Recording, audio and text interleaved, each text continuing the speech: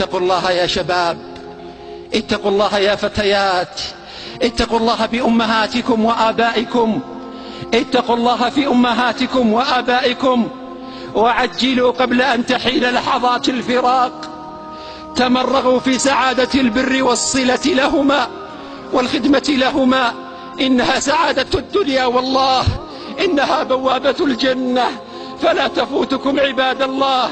كان مذهب ابن عباس رضي الله عنهما أن بر الأم أفضل الأعمال، أن بر الأم أفضل الأعمال، وقال: إني لا أعلم عملا أقرب إلى الله عز وجل من بر الوالدة، وهو مذهب جماعة من السلف.